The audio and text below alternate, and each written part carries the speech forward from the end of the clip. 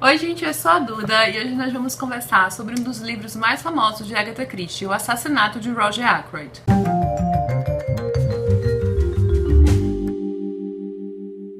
Este vídeo faz parte do projeto Lendo Agatha Christie que eu estou fazendo aqui no canal. Se você ainda não conhece o projeto ou perdeu algum vídeo, eu vou deixar a playlist completa nos cards aqui em cima. É só clicar nesse izinho que tá aqui e dar uma olhada nos outros vídeos também. O Assassinato de Roger Ackroyd foi publicado originalmente em 1926, na primeira década de Agatha como escritora. E é uma comprovação muito clara, se é que ainda precisávamos de alguma, do talento incrível da Agatha para arquitetar tramas policiais.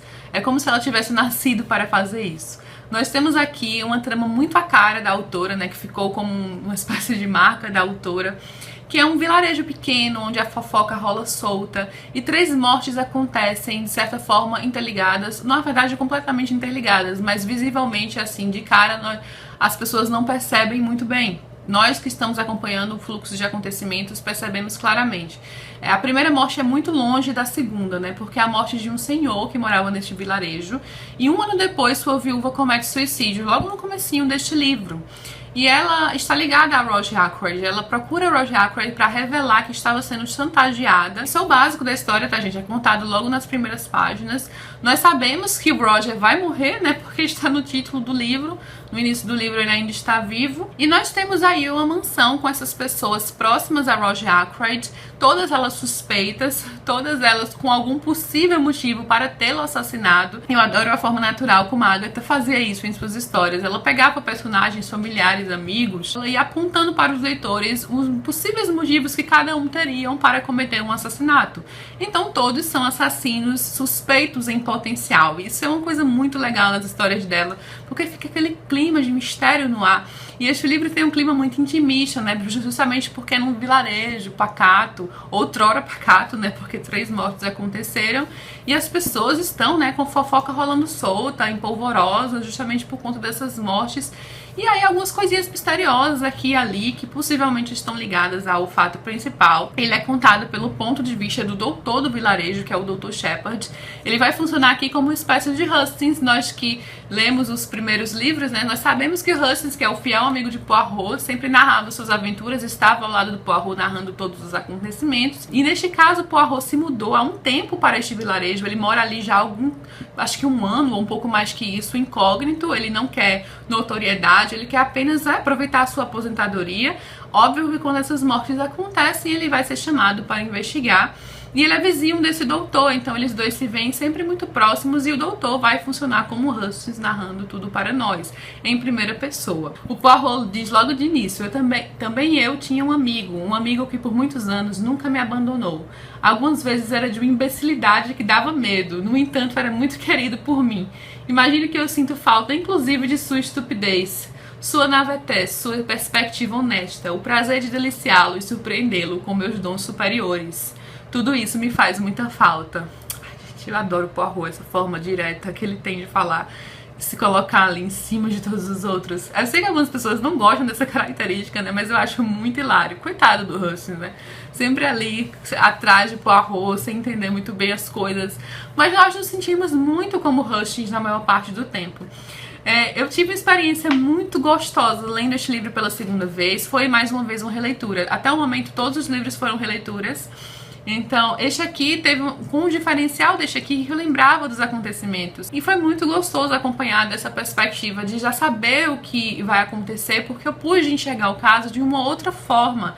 E as coisas me pareceram tão óbvias agora, gente. Eu lembro que eu fui completamente surpreendida quando eu li este livro pela primeira vez em 2009. E é incrível como todas as pistas estão acessíveis ao leitor, como é até claro, assim, eu senti que estava na cara e eu ficava pensando como não percebi isso antes. Eu acho isso uma das coisas mais geniais de Agatha Christie.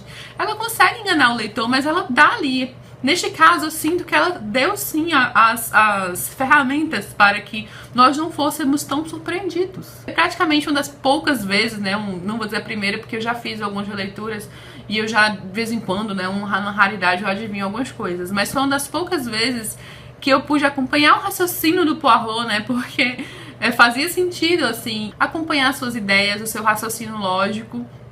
E perceber que por trás daquilo tinha um questionamento, né? Ele queria saber de uma coisa específica E aí fazia sentido para mim, fazia sentido, porque eu já sabia, né? Algumas coisas eu tinha esquecido, assim, alguns detalhes do caso, e fui lembrando aos poucos. Agora eu vou abrir aqui a parte dos spoilers, né? Porque o projeto é pra gente discutir nossas impressões, ideias, enfim. Então a gente tem sempre essa parte com spoiler nos vídeos. Por favor, se você não leu, não caia em tentação, porque é muito legal, assim, descobrir à medida que a gente vai lendo. Então eu vou deixar aqui um momento específico que você pode pular o vídeo e ficar livre de spoilers. Eu acho que uma das principais coisas que nos enganam neste livro é porque é muito fácil a gente associar o Dr. Shepard com o Hustings. Então o Hustings está na Argentina, isso é de férias, nada mais natural que a autora pegar uma pessoa ali, um doutor, assim, alguém importante no vilarejo e colocá-lo como uma pessoa próxima de Poirot para servir, né, como esse documentador das coisas e dos fatos. Mas uma vez que a gente faz essa releitura, logo uma coisa que eu percebi logo de início é como a voz do Dr. Shepard é diferente da do Hustings. Como o próprio Poirot pontua no final do livro. Mas isso é uma coisa tão clara, assim, que a gente deveria perceber. O Hustings faz muito julgamento, ele coloca muito da opinião dele ali, ele fala dos suspeitos, ele fala o que ele acha do caso, ele coloca as suas ideias. Já o Dr. Shepard, ele é muito conciso, muito cru, ele se atém aos acontecimentos, ele se atém aos fatos. E uma vez que a gente termina, a gente percebe a quantidade de buracos, assim, que ele deixa na história. Tanto que quando ele se revela, né, quando o crime é revelado para nós leitores, e é todo aquele, nossa, o Dr. Shepard é o assassino, ele próprio, ele vai usar, a Agatha fez isso muito sabiamente, ele vai usar algumas palavras do manuscrito dele para mostrar assim na cara o quanto algumas palavras tinham outro significado. E isso é uma coisa que, uma vez que a gente está relendo, percebe claramente que é utilizado em todo o livro, seus receios e suas dúvidas, essa vontade de estar sempre próximo do Poirot e os questionamentos que ele tinha de vez em quando sobre os métodos de Poirot, a curiosidade, tudo isso adquire um novo significado pra gente. E parece um significado tão claro uma vez que nós já lemos o livro. Ele próprio diz, né, fico muito satisfeito comigo mesmo como escritor. O que poderia ser melhor, por exemplo, do que o seguinte trecho. A carta fora trazida às 20 horas e 40 minutos. Eram apenas 20 horas e 50 minutos quando eu o deixei com a carta ainda por ler. Hesitei com a mão na maçaneta, olhando para trás e me perguntando se tinha deixado alguma coisa por fazer. Esse é um trecho tão interessante que uma vez que a gente lê, já sabendo, a gente pensa, é sério que ele disse isso e que a gente não percebeu nada estranho com a forma como essas palavras foram utilizadas? Porque o Dr. Shepard não exatamente mente na história, né? Ele não conta mentiras, ele simplesmente omite muitas coisas. É omite do próprio Poirot. E uma coisa muito esquisita é o fato dele não ter sido, em momento algum, suspeito óbvio do caso. Porque sim, ele seria um dos suspeitos mais óbvios, né? Mas é contado do ponto de vista dele. E o Poirot é inteligente demais pra deixar na cara que está suspeitando dele. Mas ele está suspeitando dele o tempo inteiro. Tanto que a gente percebe que um dos artifícios que ele usou foi mandar o doutor pra longe, numa missão aí totalmente inventada, justamente para se aproximar da sua irmã e pescar algumas coisas, algumas informações. E ali ele já estava suspeitando, ele já tinha as coisas em mente. Se este livro fosse narrado pelo Hustings, ele seria um suspeito muito óbvio, a gente perceberia isso, mas claro que ele não é, porque é narrado pelo próprio doutor. As pistas estão ali, tem uma até que é a mais óbvia, que Poirot vai falar que percebeu no rosto do doutor que ele não se surpreendeu pelo fato de descobrir que a Flora Ackroyd estava mentindo quanto ao ver o seu tio às 9h45, e o Poirot disse que percebeu no rosto dele que ele não achou aquilo ali tão surpreendente. E é uma informação que deveria ter sido surpreendente, né, que geralmente é surpreendente para as pessoas envolvidas, que não o próprio Poirot. Então, aí é mais um indício, né? Claro que ele sabia que a Flora já estava mentindo. Ele sabia desde o início, porque ele sabia que o Ackroyd estava morto. Uma das partes muito interessantes também é quando o Poirot faz uma análise. Ele está conversando com a irmã do James, né? Do James Shepard, a Caroline. Uma conversa com os dois, a irmã e o doutor. E ele vai fazer todo um perfil de quem ele acha que é o assassino. Ele funciona como um verdadeiro profiler, né, o Poirot, que algo tão difundido décadas depois, que virou o verdadeiro campo de estudo do FBI, justamente tentar entrar nas mentes do criminoso para poder capturá-lo. E nessa parte ele vai fazer todo um perfil do assassino que eles estão procurando. E o doutor se encaixa perfeitamente nesse perfil. E é fácil a gente se sentir enganado e não perceber isso, justamente por enxergar um espectro de Hustings aí no meio. Esse livro é um dos melhores da Agatha, sem dúvida alguma. Nesta releitura eu comprovei que sim, é um dos meus preferidos, sempre foi um dos meus preferidos, estava no meu top 5 original.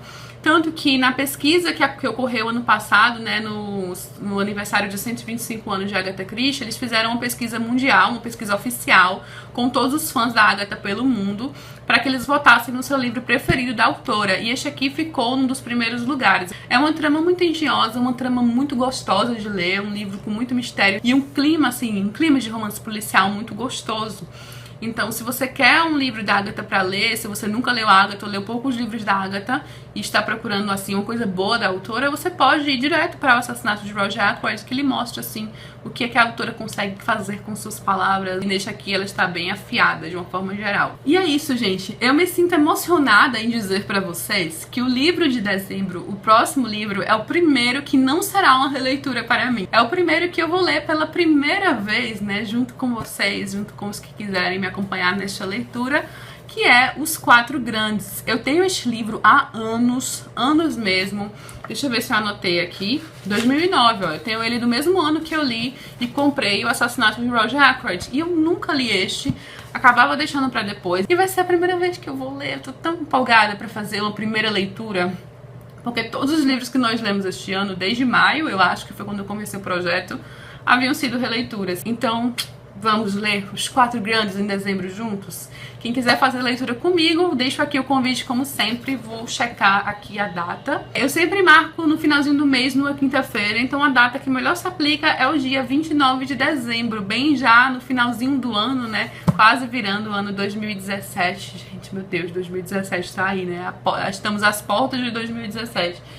E aí deixamos essa leitura marcada. É isso, eu espero que vocês tenham gostado do vídeo. Se gostaram, não esqueçam de curtir aqui embaixo, se inscrever no canal. Eu vou deixar aqui outras duas sugestões de vídeo, caso vocês ainda não tenham visto e tenham interesse. Beijo enorme para todos e até a próxima.